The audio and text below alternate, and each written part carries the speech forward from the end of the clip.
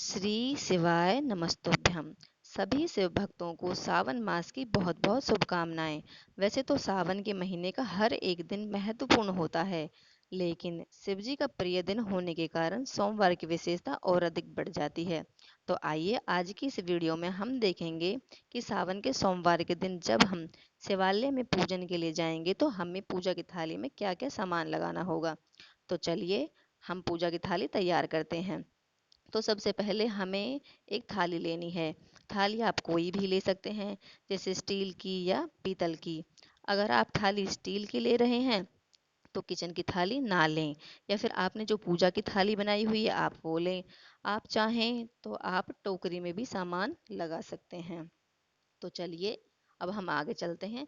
सबसे पहले हमें एक तांबे का लोटा चाहिए होगा। तांबे का लोटा आप कोई भी ले सकते हैं। हमें शिव भगवान का अभिषेक तांबे के लोटे से ही करना चाहिए। इसमें हम सबसे पहले गंगा जल डालेंगे। बहुत से लोग क्या करते हैं कि गंगा जल पानी के ऊपर डालते हैं, पर हमें ऐसा नहीं करना है। अब इसमें हम शुद्ध जल डाल देंगे। अब देखिए, शुद्ध जल डालने के बाद पूरा लोटा भर चुका है और ये समस्त जल गंगा जल के समान हो चुका है। इसके बाद मैं यहाँ पर कच्चा दूध ले रही हूँ। आप चाहें तो भगवान शिव का अभिषेक पंचामृत से भी कर सकते हैं, और यदि आप कच्चा दूध ले रहे हैं और आपके पास गौ माता का दूध है तो वो सर्वोत्तम है। इसके बाद मैं यहाँ पे भगवान शिव का तिलक करने के लिए अष्टगंध चंदन ले रही हूँ। माता पार्वती और गणपति जी का तिलक करने के लिए मैं यहाँ पर रोली ले रही हूँ। शिव जी का तिलक हम केवल चंदन से ही करेंगे। रोली केवल माता पार्वती और गणेश जी पर ही की जाएगी। अब मैं यहाँ पर अक्षत ले रही हूँ। अक्षत से मतलब है जो चावल टूटे हुए ना हो। पूजा में कभी भी टूटे हुए चावलों का प्रयोग नहीं करना चाहिए। हमेशा साबुत चावल ही प्रयोग में लिए जाते हैं।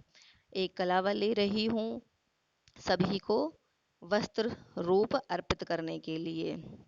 अगर आपके पास इत्र है तो इत्र अवश्य ही लेकर जाएं, भगवान शिव को महकाने के लिए। बहुत अच्छा है। मैंने यहाँ पर एक मिट्टी का दीपक तैयार कर लिया है घी से। आप मिट्टी का दीपक इसलिए ले जाएं। कपूर ले ली है। भगवान शिव की आरती में कपूर का बहुत अधिक महत्व है। धूप ले ली है। आरती के लिए आप धूप से भगवान शिव की आरती अवश्य ही करें। अच्छी अच्छी खुशबू की धूप बत्ती लेके जाएं। अब मैंने यहाँ पर बेलपत्र ले ली है, जो कि हमारी पूजा में सबसे महत्वपूर्ण वस्तु है। आप बेलपत्री देख कर लें, कहीं से कटी ना हो, खंडित ना हो। बेलपत्री आप कितनी भी ले सकते हैं पूजा के हिसाब से, 1, 2, 5, 7 आप कितनी भी चढ़ा सकते हैं। और इनको कॉटन के गीले कपड़े में फ्रिज में स्टोर करके भी रख सकते हैं, ये बासी नहीं मानी जाती है। अब मैंने यहाँ पर नंदी बाबा और गणेश जी को अर्पित करने के लिए दुर्वा ले ली है। अगर आपके पास धतूरे का फल है तो आप अवश्य ही लेकर जाएं। ये मैंने यहाँ पर कुछ पुष्प ले लिए हैं। गेंदे के फूल मैंने मार्केट से मंगवा लिए थे और बाकी के फूल मैंने मेरे बगीचे से हैं। आपके पास जो फूल उपलब्ध हैं आप वो ले सकते हैं।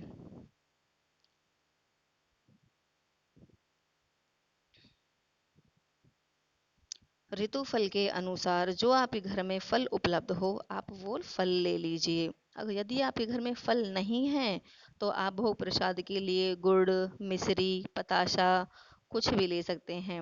और अब हम यहाँ पर दिया जलाने के लिए माचिस रख लेंगे। अब हमें थाली ढकने के लिए एक थालपोश की आवश्यकता पड़ेगी। थाली को आप कभी भी खुली लेकर न जाएं, हमेशा ढक कर ही ले जाएं। तो ये कुछ वो बेसिक चीज़ें हैं जो हमें शिव पूजन के लिए चाहिए। यदि हम मंदिर जाकर पूजन नहीं कर सकते हैं तो आप घर में भी कर सकते हैं। उसके लिए हमें एक शिवलिंग चाहिएगा। अगर आपके पास शिवलिंग नहीं है तो आप तस्वीर से भी शिव भगवान के परिवार की पूजा कर सकते हैं। और सावन के महीने में पार्थिव शिवलिंग का भी बहुत अधिक महत्व होता है। उम्मीद करती हूँ कि ये वीडियो आपको पसंद आई होगी, और यदि थोड़ी सी भी पसंद आई हो तो लाइक करें, कमेंट करें और मेरे साथ जुड़ने के लिए चैनल को सब्सक्राइब करें। श्री शिवाय नमस्तुभ्यम। श्री शिवाय नम